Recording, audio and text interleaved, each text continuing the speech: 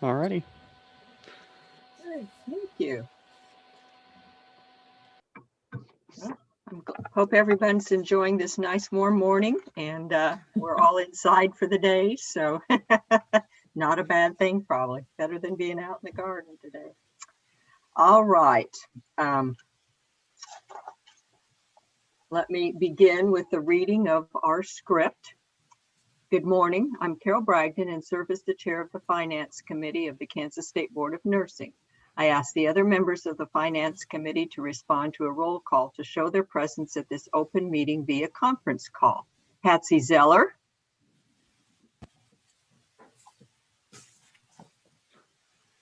Present.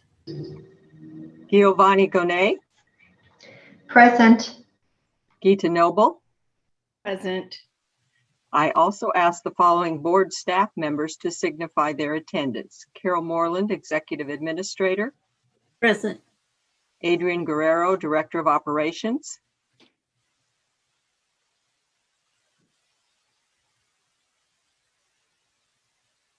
Adrian, you're muted. Present. Can you hear me? Thank you. I can. Jill Simons, Executive Assistant. Present. Thank you. Public comment allows individuals to address the Finance Committee about their concerns, but the Kansas Open Meetings Act, which is known as KOMA, does not require the Finance Committee to provide public comment or answer questions from individuals. Public comment will not be taken today because there is the possibility that the connection for this remote meeting may be lost over time, and the time for the meeting may not allow everyone who is present to comment. Additionally, we will not know what comments an individual may make, and we would want to provide public notice to the public of our intent to discuss a particular matter so the public may listen and observe our discussion. Because we are conducting this public meeting remotely via Zoom and YouTube, I state for the record the following information. On June 3, 2021, the board sent notice of the meeting for the Finance Committee to all individuals who have requested notice of the committee's meetings. Additionally, the notice and agenda were posted on the board's website, ksbn-kansas.gov. You may obtain a copy of the notice and the agenda at that website or by sending an email to carol.moreland@ks.gov with the subject line, request for the agenda, and the board staff will send it to you. The notice contains the internet link to access the meeting by Zoom and YouTube. The notice may also contain the Zoom telephone number to attend this meeting by telephone call. Each of these electronic mediums allow the public to attend this meeting free of charge. The notice also advises individuals to contact the board office at 785-296-2967 if they experience any technical issues during the meeting. The state of disaster emergency due to COVID-19 pandemic will expire on June 15th. Because of the requirements of KOMA are not suspended, we will conducting this meeting pursuant to KOMA and KAR 16-20-1 concerning compliance with KOMA during an emergency declaration. Only mediums for interactive communication offered for this meeting are connections by Zoom and YouTube as previously stated. Each member of the committee, board staff, or presenter shall state the person's name, title, each time the person speaks or votes, as the case may be. Each participant to this meeting shall ensure microphones, phones, or other electronic devices are on mute when the participant is not speaking. Each motion will be clearly stated before the committee votes, and the chair will announce the result of the final vote. A statement or motion will clearly identify and authorize by delegation each member of the committee or staff who will be permitted to sign the document on behalf of the committee. The meeting is being recorded and the recording will be posted on the board's website. The committee has the following listed items on its agenda: call to order, review of on-site packet, additions or revisions to the agenda, announcements, approval of minutes for the meeting held March 2021, unfinished business, new business, agenda for the September 21st meeting, and adjournment. Although the agenda does not include an executive session, if the committee elects to exercise the option to go into executive session, the committee will follow this process. First, the committee must be in open session before going into an executive session. Then a motion will be made and seconded. pursuant to KSA 75-4319B. The motion must contain the statement of justification for closure, the subjects to be discussed, and the time and place of that the open meeting will resume. If a motion for executive session passes, the public will be excluded from this portion of the meeting, and the executive session will be conducted by electronic means that will not be made available to the public. Committee members will return to the open meeting after the executive session. The open meeting will resume when the committee members return to the Zoom and YouTube meeting after the executive session. The complete motion for an executive session will be recorded in the minutes. The meeting is now called to order, and the committee will now consider the next item on its agenda. Thank you. Okay, meeting is called to order. We have no on-site packet for this meeting. Are there any additions or revisions to the agenda? Madam Chair, this is Carol Moreland, and there are no additions or revisions. Okay. Jill, do we have a motion to accept the agenda? Yes. Is there a committee member who would like to make the following motion? I move to approve the agenda as written. This is Gita Noble, and I so move. Is there a second? This is Patsy and I second. Motion has carried. Oh, excuse me. Better vote first. All in favor say yes. Yes. Any in Yes. opposition? Any abstentions? Motion carries.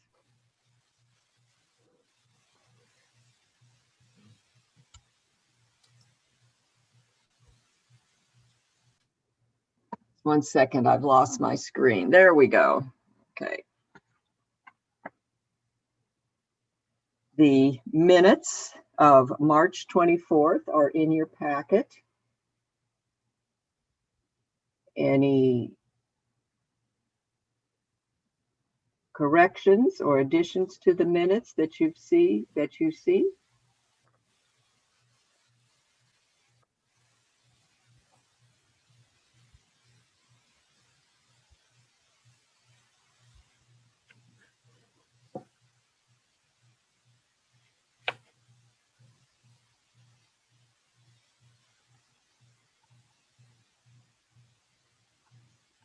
May we have a motion to approve? Yes. Is there a committee member who would like to make the following motion? I move to approve the minutes from the March 24, 2021 Finance Committee as written. This is Giovanni Bonet. I so move. Is there a second? This is Patsy and I second that. Motion has been made to approve the minutes. All in favor say yes. Yes. Any in opposition? Any abstentions? Motion carries. All right. Unfinished business. Update on fiscal year 21, 22, and 23 budget. Carol, have you some words for us? Yes, we're just finishing up fiscal year 21. That ends the end of this month, and it looks good. We're purchasing a few things that we kind of need to keep some of the staff remotely working and stuff like that. Fiscal year 22, we did get the appropriation that we were asking for, which is $3,037,107. That does include for the enforcement module for our licensing software, which will be a tremendous help to our investigative and discipline areas. And then also the backup data center upgrade. We got that included in that, so that's good. That's what we were asking for. And then fiscal year 23, we did get the appropriation that we were asking for, which is $2,882,559. So we got what we were asking for. So that's really good. Yes, it is. I'm pleased to hear that. That is, I wasn't expecting that we would get what we asked for. Excellent, excellent. And the authorization to get the computers and scanners and things, that has gone well. Yes, yeah. Actually, the scanners will be coming out of fiscal year 21 budget. I'm not sure if we totally have them yet, Adrian, do we, or? We do. They arrived yesterday, and Oh. one nice note is that we were estimating they were going to be about $30,000. Well, they came in significantly cheaper, so they were less than half of that. Wow. So we were pleased to cut a break on that as Absolutely. well. Absolutely. Excellent. Excellent. Glad to hear that. That's good. Okay. New business. Review of finance reports, which are in your packet. Starting Yeah, on these page 5, I believe. Yeah, starting on page 5. And so what you have on page 5 is actually the the balance, the end of April, because we always just fall a little bit behind as far as when we get these reports. The ending cash balance is our fee fund. So you will notice that our fee fund continues to raise a little bit. The growth of it is slowing down. I just have probably a few comments about that. You know, the end of this fiscal year will be 2 years that we have since we've implemented the compact. And we did raise licensure fees when we implemented the compact, knowing that we would not feel the significance of the compact for 2 years because of the renewal cycle being for 2 years for our licensees. And actually, we're not going to know the whole impact at the end of this 2 years like we had planned because of the extension that's been given, you know. So actually, anybody who had a license that was set to expire anywhere from March of 2020 through July of 2021 actually has until August 28th to renew. So we're not going to know the full benefits of the, or the full effects of the compact at the end of this fiscal year like we had planned. You know, we still see surges in our revenue, which is to be expected, you know, when we get hit with a lot of graduate applications, you know, in the winter graduations and the spring graduations. You'll always see our revenue go up a little bit, but then it kind of evens off. You know, what we could not plan for was a pandemic because we have gotten a lot of applications for nurses licensure during the pandemic. That's to be expected. We didn't plan for that, so that probably helped the fee fund go up a little bit more, but of course, some of that will go away now.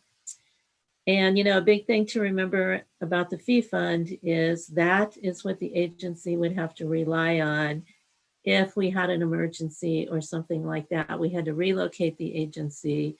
We had to purchase equipment. You know, there's a tornado that goes through and takes off the 10th floor of the Landon building. Okay, at that point, we would have to totally relocate the agency, purchase equipment, and all of that. And that would have to come out of our fee fund. So those are some things to remember, you know, about having a good fee fund. I was asked, you know, when I testified about the budget, you know, if we had a fee fund to support what we were asking for. And I was very happy to say, yes, we do have a fee fund to support that. So I think that's important, you know. Other than that, another thing probably, the fee fund I don't think will continue to raise quite as much because during the pandemic, we were not fully staffed. You know, it was not always easy to hire people during the pandemic and also find qualified people who wanted to work during the pandemic. But we are filling some of the positions now. So of course, then you will see that we spend more on salaries and wages than it may look like we have during some of these months. So that will also impact it. But on page 6, then you have the revenue. And then page 7, you have the expenses. And then page 8, you just have that graph that we've kind of been providing. And again, you can see the fee fund is the light blue. So you will see that it kind of goes up, but it is starting to kind of stay a little bit more level. I did just get the May reports yesterday, I believe, and the fee fund had only went up like $50,000. So again, I think you're going to see it start to level off probably. But that's all I have on those. Thank you, Carol. And I guess I can't emphasize the importance, I really do want to emphasize the importance that we maintain a healthy fee fund balance, because emergencies, as the pandemic demonstrated to us, come out of the blue one day and you're in trouble. And we are a healthcare agency that really is needed during times of emergency to make sure that we have adequate nursing throughout the state. We have to remain functional. So it's like the money in the bank for a rainy day, but we have to maintain that fee fund, or we're not able to provide our mission should an emergency happen. And I think Carol's mention of the tornado certainly is a apt one. The tornado of June a few 55 years ago just happened, and we would have been in a world of hurt should that have happened to us again in June. So a word to the wise is maintain your fee fund. For sure. Okay. And and just for the new members, remembering that we are a fee-funded agency. We do not get revenue from the state of Kansas. We sometimes give them money. We do, yeah. But thank goodness we have some, if we are assessed, that does not affect our operations. And without a healthy budget, we cannot offer the high quality of services and new and innovative things that we have done over the years. So thank you, Carol. Any other comments from personnel side, Adrian? No, I don't believe I have any. The only thing I suppose would be an update is that we have our new server infrastructure in place now. We have fully migrated off of the old hardware, so that's been a great thing. That happened a couple of weeks ago. And then we're also procuring headsets and that kind of stuff for staff so that we can, fully integrate their laptops and that sort of thing. But we're, Jill, Carol, and I are working on that end of the year procurement. So we're getting all the items that we need. Excellent. One small update that we found out on Friday. This won't have a fiscal impact on us, but they're going to replace the carpet in our office. So that's going to require us to physically lift every station and cabinet and everything in the office. So I don't believe there's going to be any sort of fiscal impact on us. But it's possible that we may have to rework something, but I don't expect anything big out of that. Good. And I'm sure we'll talk tomorrow a little bit more, or later today a little bit more, about utilize of staff and options for such things. But I really like hearing the flexibility that you're looking for employees. I think that's excellent. So good work. Okay. Agenda for the September 2021 committee meeting. First item for that is that my term expires. So this is my last finance committee meeting. And I thank Carol and Jill and Adrian for their excellent work over the years. The Finance Council really oversees the functions of the office, the monies particularly, and indirectly the personnel kinds of things. And one of the things I think that I've seen over the 8 years that has certainly been a positive is that we have been very careful with our computer systems.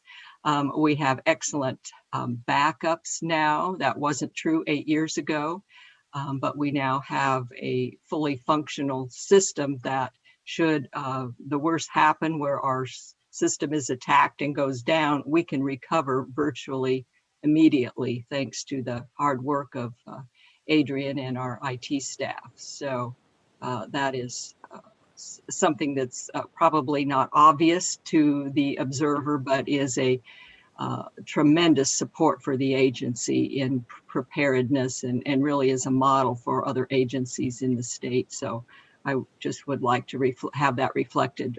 That is much appreciated to our leadership. So thank you for that. The vice chair of our committee is Patsy Zeller. So Patsy will add one more hat to her full rack at this point, but will chair the September meeting. So agenda items.